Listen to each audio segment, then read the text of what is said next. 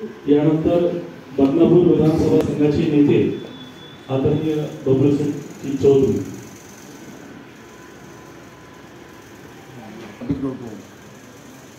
आपण आज जे माजी पंतप्रधान आहे पंतप्रधान यांचे जे कार्य होते त्यांनी मी उल्लेख करतो की सर्वात मोठी शेतकरी मनमोहन सिंग साहेब यांची शोकसभेत आपण उपस्थित आहोत।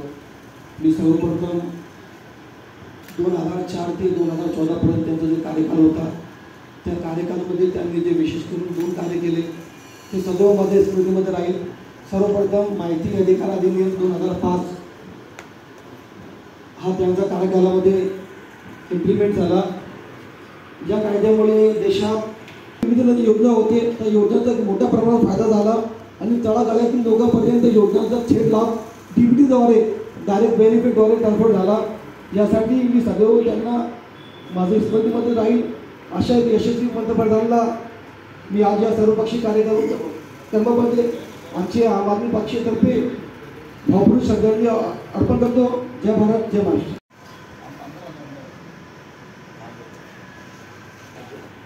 लोकप्रिय वैकुंठवासी पंतप्रधान मनमोहन सिंगजी यांना भावपूर्ण श्रद्धांजली अर्पण करण्यासाठी उपस्थित असलेले सर्व शोकाकुळ बंधू, गेल्या 3-4 दिवसापासून या देशात नव्हे तर आंतरराष्ट्रीय असणाऱ्या जगतामध्ये सुद्धा ज्यांचं नाव आदर्शाने घ्यावं असं असणारं व्यक्तिमत्व, नुसतं भारतालाच असणारा दुःखाचा धक्का न पोचता सर्वत्व असणाऱ्या जगाला खऱ्या अर्थाने दुःखाच्या असणाऱ्या या घटनेला प्रत्येकाने असणारं एक दुःख व्यक्त केलं। त्यांची वाटचाल कशी झाली गेल्या इतंभूत असणाऱ्या 3-4 दिवसापासून वृत्तपत्र असणाऱ्या टीव्हीच्या माध्यमातून आपण सगळ्यांनी पाहिलं। प्रतिकूल परिस्थितीवर मात करून यशस्वी जीवनात कसं जगावं, अनेक समाजासमोर कसा आदर्श ठेवावा याचं एक आदर्श उदाहरण माननीय मनमोहन सिंगजीकडे पाहिल्याच्या नंतर आपल्याला जाणवल्याशिवाय राहत नाही। प्रतिकूल परिस्थिती या अर्थाने की घरची गरिबी परिस्थिती असताना सुद्धा प्रचंड हुशार, इमानदार, प्रामाणिक, कर्तृत्ववान या जोरावर असणाऱ्या त्याही असणाऱ्या परिस्थितीवर मात करून आंतरराष्ट्रीय ख्यातीचं असणारं ऑक्सफर्ड विद्यापीठ, कॅलिफोर्निया असणाऱ्या विद्यापीठातून उच्चतम पदवी घेऊन भारतामध्ये येऊन भारताची सुद्धा असणारी आर्थिक परिस्थिती ज्यावेळेस खाली पडत होती, गिरत होती, पूर्ण जग ते सगळ्यात सामोरं जात होतं, अशा असणाऱ्या परिस्थितीला सामोरं जाऊन भारताची सुद्धा मान आणि प्रतिष्ठा यशस्वीरित्या उंचावण्याचं काम त्याही काळामध्ये आंतरराष्ट्रीय जगतामध्ये माननीय मनमोहन सिंगजीचा कार्यकाळ पाहिल्याच्या नंतर आवर्जून जाणवल्याशिवाय राहत नाही। अशा असणाऱ्या महान नेत्याला मी माजी आमदार चंद्रकांत पुंडलिकराव दानवेच्या वतीने, आमच्या परिवाराच्या वतीने व भोकरदन जाफराबाद राष्ट्रवादी काँग्रेस पक्षाच्या वतीने भावपूर्ण श्रद्धांजली अर्पण करतो।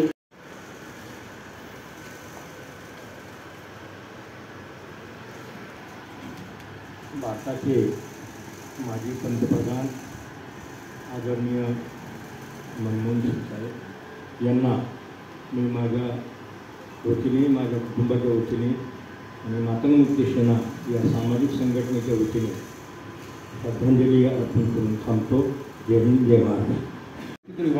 RBI गव्हर्नर, भारताचे अर्थमंत्री आणि देशाचे प्रधानमंत्री, आपल्या या पिढीला त्यांच्या RBI गव्हर्नर माहिती कमी माहिती, परंतु अर्थमंत्री म्हणून जे आहेत तो भारताचा या व्यक्ती इतका मोठा चमत्कार केला की 1991 जेव्हा हे अर्थमंत्री झाले त्याआधी भारताची आर्थिक परिस्थिती अत्यंत वाईट होती। भारताला सोनं विकून पैशाची तरतूद करावी लागली। युद्ध रशिया आणि अफगाणिस्तान चालू झालं, सौदीचं पेट्रोल खूप महागलं होतं आणि ती शेवटची वेळ होती की जेव्हा आपण इंटरनॅशनल मॉनिटरी फंड म्हणजे IMF कडून कर्ज घेतलं होतं। आज इतक्या वर्षात याच व्यक्तीची ती पार्श्वभूमी आहे की जेव्हा आपल्याला एकदाही कर्ज घ्यावं लागलं नाही, आज आपले शेजारी देश जे अतिशय वाईट आर्थिक परिस्थिती आहे ती परिस्थिती भारतावर एवढा खंडप्राय असून सुद्धा कधी आली नाही। त्याची सगळ्यात मोठी आपल्या पिढीला, पुढच्याही पिढीला जर कोणी तरतूद करून दिली या आपल्या कुटुंब प्रमुखांनी करून दिलेले आहे. त्यांचे एक लोकसभेत शेर सांगितला होता, माना कि तेरी तीती काबिल नहीं हूँ पर मेरा शौक तो देख, मेरा अंदाज तो देख. त्यावेळेस ते विरोधी पक्षात राज्यसभेत विरोधी पक्षनेते होते आणि त्याच्यानंतर 6 महिने प्रधानमंत्री झाले. एक अतिशय प्रामाणिकपणाचा किस्सा सांगतो या व्यक्तीचा आणि थांबतो की 2004ला त्यांना दिल्ली विधानसभेतून दिल्ली लोकसभेतून इलेक्शन लढायला सांगितलं होतं पक्षाने. अनफॉर्च्युनेटली ते हरले होते. त्यांना 20 लाख रुपये दिले होते की तुम्ही इलेक्शन लढा. तर त्याचा 13 लाख खर्च झाला. भारतातल्या कोणत्याही उमेदवारांनी पैसे वापस आणून दिले नाही. 7 लाख रुपये उरले होते ते त्यांनी पक्षाला काढण्यात आणून दिले. एवढी प्रामाणिकपणाची पावती एका अर्थमंत्र्यांनी देणं तरी इतकी मोठी गोष्ट होती की त्याचं इंटरनॅशनल ती न्यूज झाली. एवढा मोठा माणूस असून फक्त महाराष्ट्रीय संघामध्ये फिरायचे अर्थमंत्री असताना. असे बरेच किस्से साहेबांचे आहेत. पण इथे आपल्या वेळ बोलणार नाही. मी थांबतो. कोणाशी भावपूर्ण श्रद्धांजली म्हणून माझी 2 शब्द सांगतो.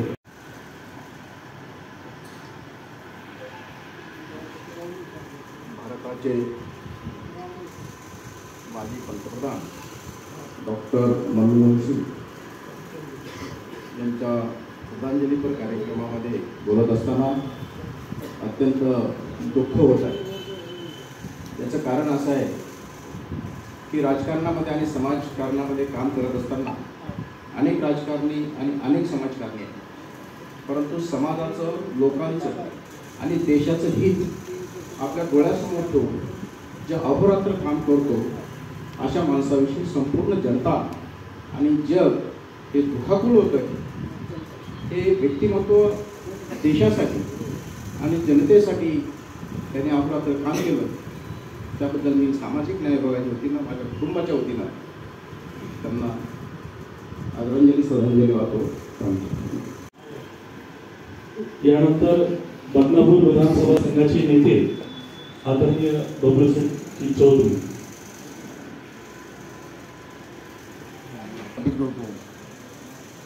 आपले आज जे माजी पंतप्रधान आहे पंतप्रधान यांचे जे कार्य होते त्यांनी मी उल्लेख करतो की सर्वात मोठी शेतकरी पंतप्रधान आणि देशाची जेवढं जग आर्थिक मंदीमध्ये परेशान होता त्यांनी देशाला त्यावेळेस आर्थिक मंदीमध्ये ते अर्थमंत्री होते 91ला. तेव्हा त्यांनी चांगल्या पद्धतीनं आपलं भारताचा अर्थ खाता नियोजन एक चांगल्या पद्धतीने केलं म्हणून देश आतापर्यंत टिकलेला आहे. म्हणून असे पंतप्रधानांना माझे सगळ्याच्या वतीनं भावपूर्ण श्रद्धांजली अर्पित करतो. थांबतो.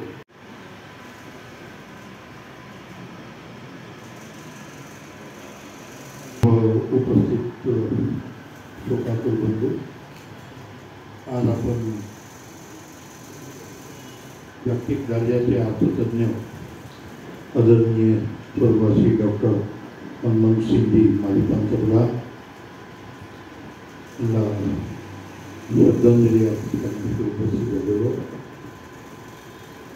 आताच बऱ्याच वाक्यांनी त्यांच्याबद्दल विस्तृत असं सांगितलं. पण ह्या महान नेत्याचं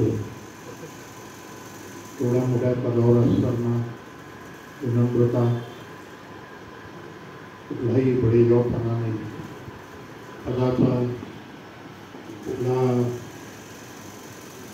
साधा पंतप्रधान पदावर असतानाही त्यांनी त्या पदाचं कुठेही आपल्या वागण्यात, बोलण्यात त्याचा कुठेही जाणीव न होती.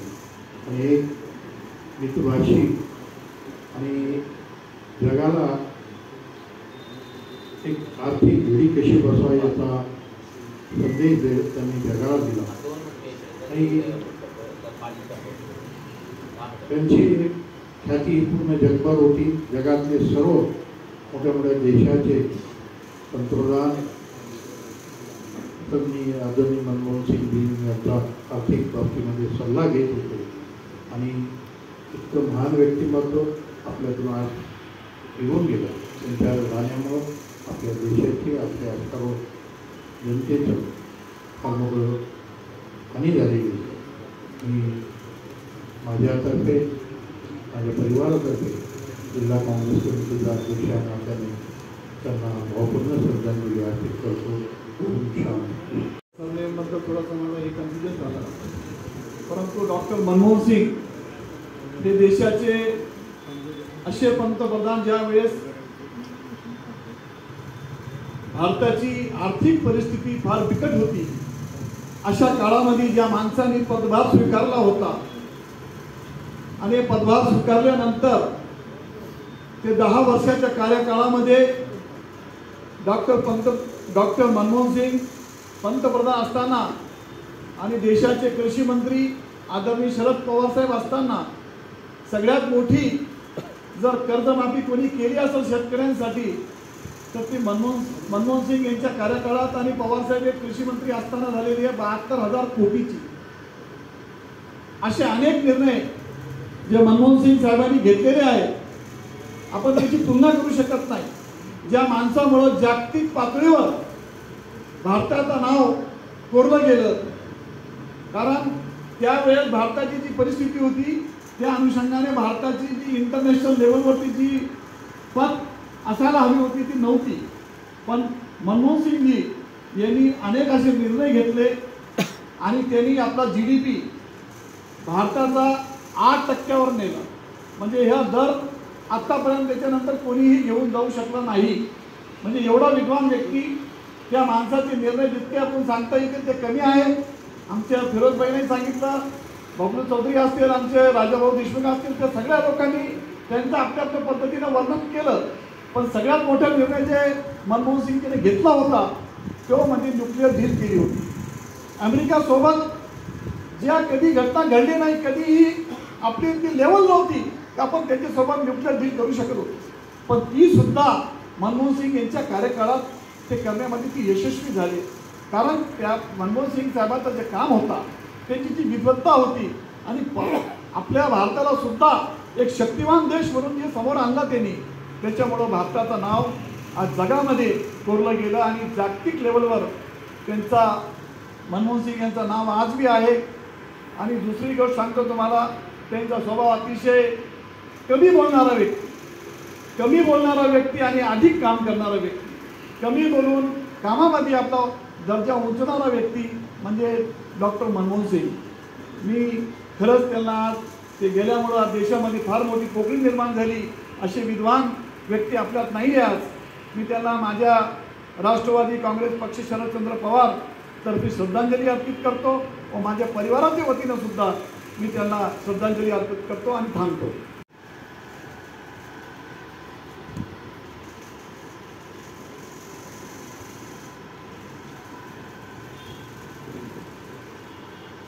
देशाचे माजी पंतप्रधान, देशाच्या आर्थिक सुधारणांचे जनक स्वर्गीय मनमोहन सिंगजी यांना भावपूर्ण श्रद्धांजली अर्पण करण्यासाठी आपण या ठिकाणी एकत्रित आलेलो आहोत. बांधवांनो, ज्यामुळं माणसामध्ये अहंकार निर्माण होतो तो ज्ञान आणि सत्ता. प्रचंड ज्ञानी असताना आणि सर्वोच्च पदी असतानाही ज्या व्यक्तिमत्वामध्ये अत्यंत विनम्रता होती, असं व्यक्तिमत्व आम्ही सर्वांनी गमावलेलं आहे. माझ्यापूर्वी बोलताना त्यांच्या कार्याचा सर्वांनी त्या ठिकाणी उल्लेख केला. निश्चितपणानं हा देश त्यांचं कार्य सातत्यानं स्मरणात ठेवेल. त्यांच्यामुळंच आज या देशामध्ये अनेक आर्थिक सुधारणा झाल्या. अशा या महान नेत्याला मी जिल्हा शिवसेनेच्या वतीनं भावपूर्ण श्रद्धांजली अर्पण करतो. थांबतो.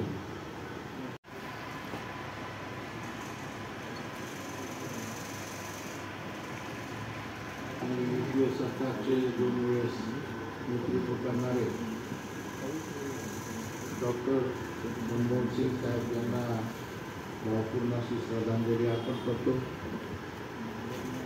डॉक्टर साहेब हे जागतिक ख्यातीचे किमान 30 ते 35 पदव्या घेऊन उच्च शिक्षित असलेले आणि देशातील 6 ते 7 भाषेचं ज्ञान असलेले अत्यंत प्रभावशाली शास्त्रज्ञ म्हणून या जगामध्ये सगळ्यांना ओळखीच्या मनमोहन सिंग साहेबांनी या भारत देशाला माहितीचा अधिकार, रोजगार हमी योजना, अनुकरार, अन्नाच्या बाबतीमध्ये जे अन्न सुरक्षा कायदा, त्यानंतर मध्यान्ह भोजन जे शाळेमध्ये जे सुरू आहे ती योजना ज्यामुळे गोरगरीब मुलांना आधार मिळतो आणि विशेषतः कर्जमाफी, त्याचबरोबर जे रस्ते आणि प्रकल्प घेताना जमिनीचे भाव जे ठरतात ते बाजारभावापेक्षा 3 पट जास्तीचे असावे असे निर्णय जागतिक पातळीवरती विविध राष्ट्रांची जेव्हा बैठक असायची तर अनेक राष्ट्राचे प्रमुख त्यांना नम्रपणे येऊन भेटायचे आणि जोरदारपणे त्यांचं स्वागत त्या ठिकाणी व्हायचं, त्यांच्या भाषणाला प्रतिसाद त्या ठिकाणी भेटायचा। अशा थोर, संयमी आणि निष्पाप मनाच्या या नेत्याला जालना जिल्ह्याच्या वतीने, काँग्रेस पक्षाच्या वतीने, मंठा तालुक्याच्या वतीने आणि राठोड परिवाराच्या वतीने भावपूर्ण मनपूर्वक श्रद्धांजली अर्पण करतो।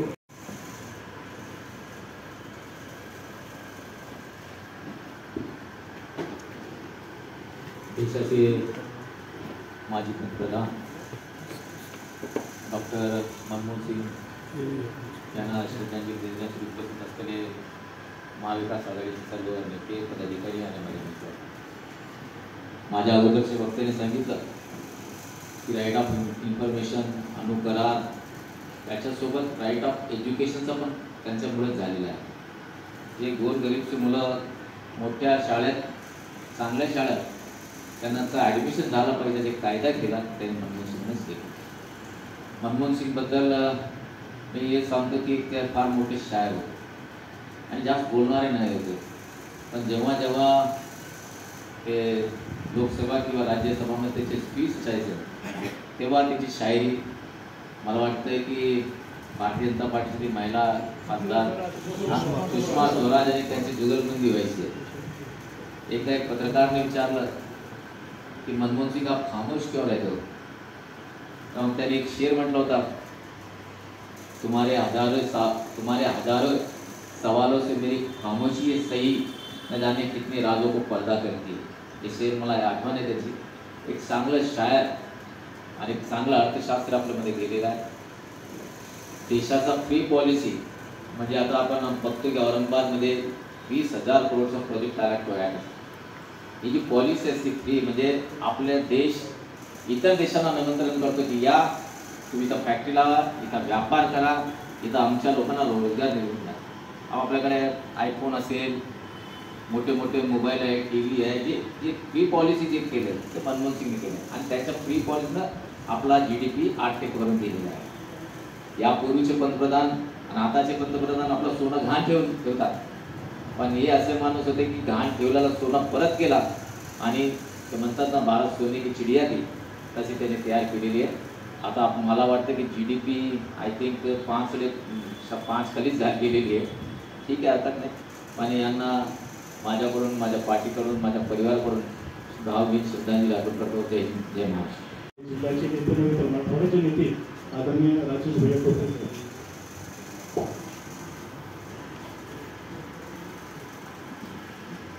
उपस्थित सर्व इंडिया आघाडीचे म्हणजे महाविकास आघाडीचे सर्व सहकारी, आज आपण आपल्या जालन्याच्या वतीनं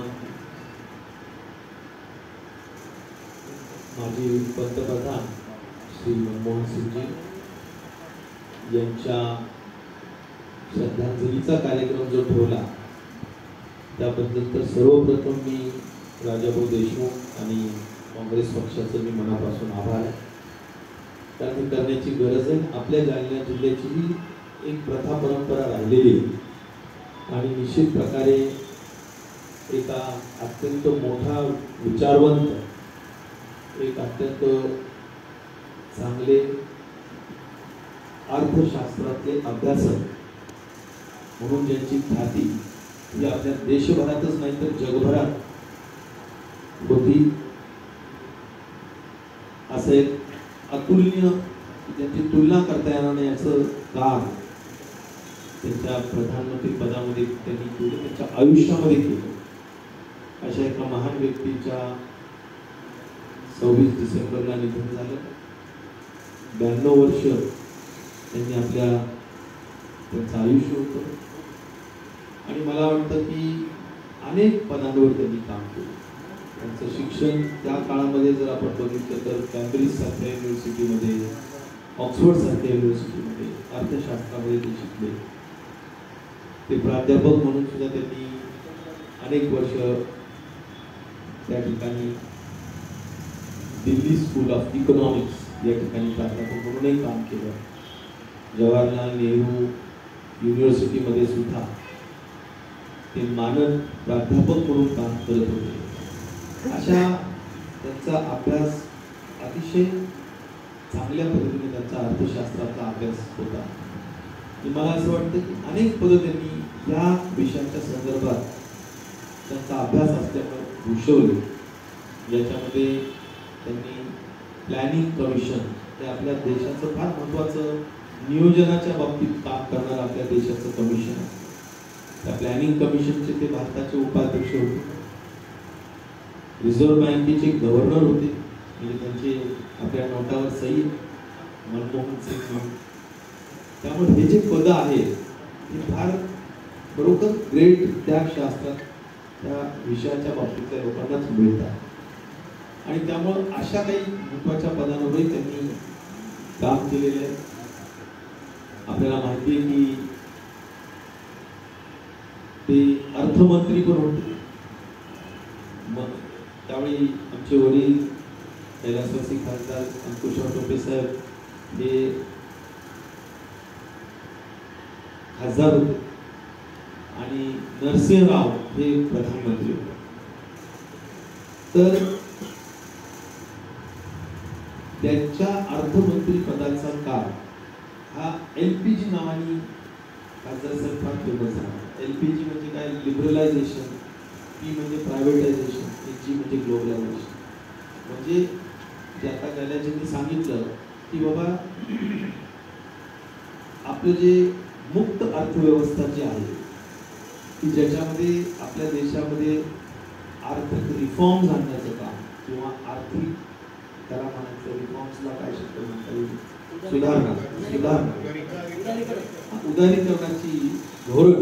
उदारीकरणाचं धोरण आपण स्वीकारलं आपल्या देशाने आणि त्यातूनच हा GDP आपण वाढवू शकतो. त्यामुळे त्यांचं एक ग्रेट विजन होतं. त्यांनी आपल्या देशाला खूप अडचणीतून बाहेर काढलं आणि मला असं वाटतं की एवढे मोठे मोठे कामं त्यांनी केले. पण कधी कधी आपल्या देशाची लोकशाही करायची अशा आहे की या माणसाला मुख्य दारातून जाऊ दिलं नाही. 99ला सुद्धा दिल्लीमध्ये त्यांचा पराभव झाला. ते सतत विधान आपल्या राज्यसभेतूनच राहिले, पण लोकसभेत उभे राहिले त्यावेळी ते पराभूत. ते पराभूत जरी झाले तरी काँग्रेस पक्ष एक असा चांगला पक्ष आहे की ज्या पक्षाने त्यांची हुशारी, त्यांचं नम्रता, त्यांची काँग्रेस पक्षाप्रती असलेली निष्ठा, मला अजून तो दिवस आठवतो ज्यावेळी अतिशय मोठं यश काँग्रेस पक्षाने 2009ला 4ला मिळवलं होतं. आणि 4च्या निवडणुकीनंतर माझं लक्ष होतं, मला अजून तो क्षण आठवतो की बाबा सर्व काही सोनिया गांधींच्या हातात होतं, सर्व काही, म्हणजे त्या म्हणतील ती पूर्व दिशा. आणि तरी सुद्धा त्यांनी स्वतःला बाजूला ठेवून एक अशा व्यक्तीचं नाव घेतलं की 2014 पर्यंत त्यांच्यावर एक शिंतोडा सुद्धा, म्हणजे डाग सुद्धा त्यांच्या कधी कार्यावर पडला नाही. आज माणसं नगरसेवक झाले, ग्रामपंचायतचे सदस्य झाले, सरपंच झाले, आमदार झाले, खासदार झाले, काही जरी झाले तर कितीतरी आपलं व्यक्तित्व डागाळून झालं. पण 14 वर्ष कोणीही त्यांच्यावर वैयक्तिक दृष्टिकोनातून साधी टीका सुद्धा करू शकलेलं नाही. असं एक अत्यंत पारदर्शक कारभार देशाच्या एवढ्या मोठ्या सभागृहामध्ये त्यांनी केला आणि आपल्या देशाची लोकशाहीची गरिमा वाढवण्याचं काम त्यांच्या कार्यातून त्यांनी केलेलं. मला वाटतं अनेक सन्माननीय लोकप्रतिनिधींनी त्यांच्या कार्याचा उल्लेख केला. ते खरोखरच लोकाभिमुख असलेलं काम. मग ते आपण NREGS म्हणतो आपण, national rural employment generation scheme, त्यांच्या काळात. त्याच्यानंतर देशस्तरावर नॅशनल निधी फंड ज्याला म्हणतो आपण, मॉनिटरी फंड, ही एक कल्पना त्यांच्या काळात होती, ती त्यांच्या काळात होती. आणि अनेक अशी जसं झालं तसं मध्यान्ह भोजन असेल, शिक्षणाचा राईट टू एज्युकेशन असेल, अशा अनेक गोष्टी त्यांच्या काळात दूरगामी त्यांच्या विचारसरणीतून निश्चित प्रकारे त्यांनी निर्णय घेतले.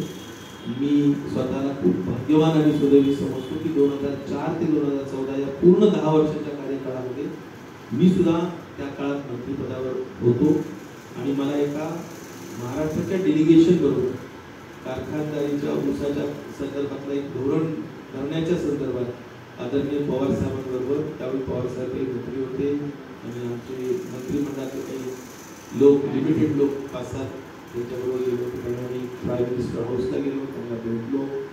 अतिशय नम्र माणूस, अतिशय आम्हालाही उत्सुकता होती जवळून कसे बोलतात, काय असतं काय नाही, पण अतिशय साधा, अतिशय नम्र, अतिशय चांगलं बोलणारे आणि असे लोक फार दुर्मिळ. असं एक चांगलं व्यक्तित्व आपल्या भारताला खूप मोठं योगदान. जसं न्यूक्लिअरच्या बाबतीत बऱ्याच गोष्टी सांगण्यासारख्या मला वाटतं, कर्जमाफीच्या बाबतीत असेल.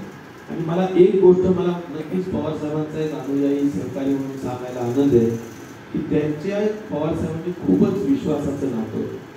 त्या काळात कदाचित सोनिया गांधींना आणि पवार साहेबांचं नातं अधिक विश्वासाचं निर्माण करण्यामध्ये जे लोक महत्वाची भूमिका ज्यांनी निभावली त्याच्यामध्ये मनमोहन सिंग सुद्धा होते. कारण आपल्याला माहिती की त्यावेळी थोडंफार होते जे 2004च्या अगोदरचा कार्यकाळ थोडा तणावाचा होता वगैरे वगैरे, पण पवार साहेबांबद्दलच्या जे काही त्यांच्याबद्दलचं जे काही ग्रेटनेस असेल किंवा महत्त्व असेल ते मनमोहन सिंगजींनी सोनियाजींना नेहमी सांगितलं आणि तो दुरावाही दूर केला आणि नेहमी त्यांच्या शब्दाला महत्त्वही राहिलं, हेही मला या ठिकाणी नम्रपणे सांगितलं पाहिजे. त्यामुळं त्यांचं काम तसं खूप मोठं राहिलेलं आहे. एक अनुकरणीय लोकशाहीमध्ये आपण काम करतो, आपण सगळे लोकप्रतिनिधी आहोत. मला असं वाटतं की मनमोहन सिंगजींचं कार्याचं, स्वभावाचं अनुकरण करावं असं हे एक मोठं व्यक्तित्व आपल्यातून आज निघून गेलेलं आहे. नक्कीच ते त्यांचं आयुष्य चांगले जगले 92 वर्ष, पण त्यांनी खूप मोठं योगदान आपल्या देशाला दिलेलं आहे आणि त्यामुळे आपलं स्वतःचं सगळ्यांचंच कर्तव्य आहे आणि आपल्याला त्यांच्याप्रती प्रचंड आदर व्हावा आणि त्यामुळेच सगळेजण या ठिकाणी आपण एकत्र जमलो. मी माझ्या पक्षाच्या वतीनं, माझ्या परिवाराच्या वतीनं निश्चित प्रकारे त्यांच्या प्रति पूर्ण आदरभाव व्यक्त करतो, त्यांना भावपूर्ण अशी श्रद्धांजली या निमित्ताने व्यक्त करतो.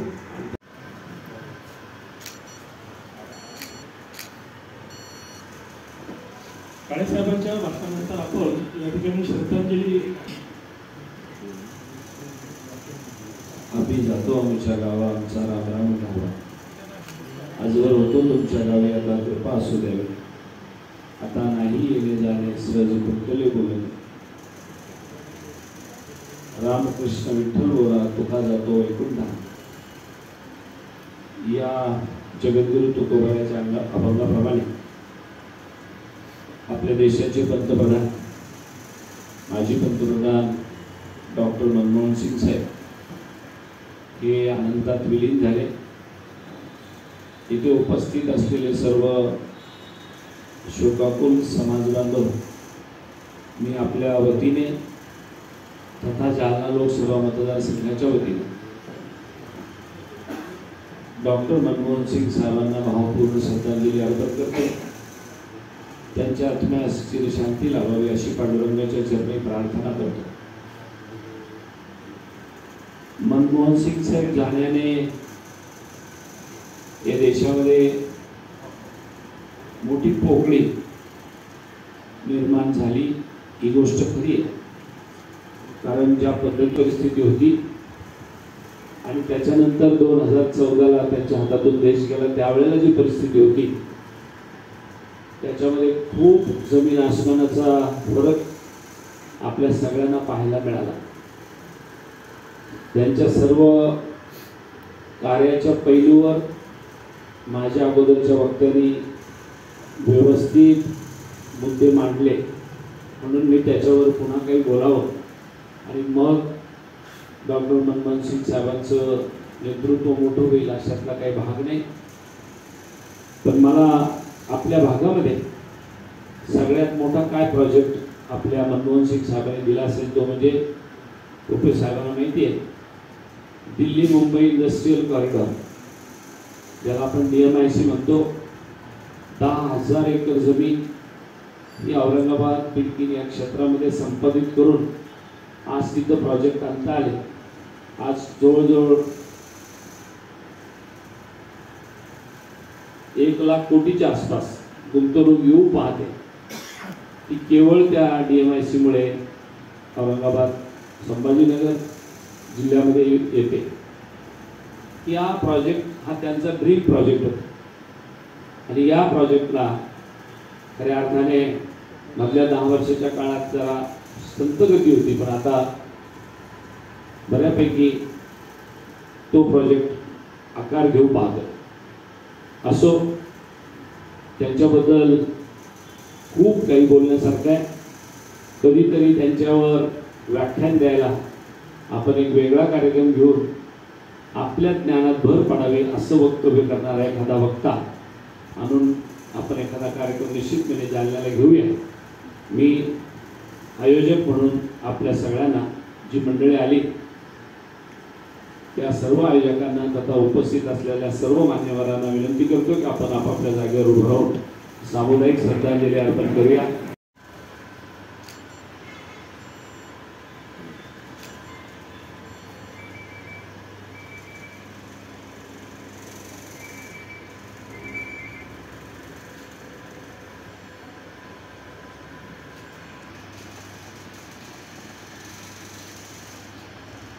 ओम शांती.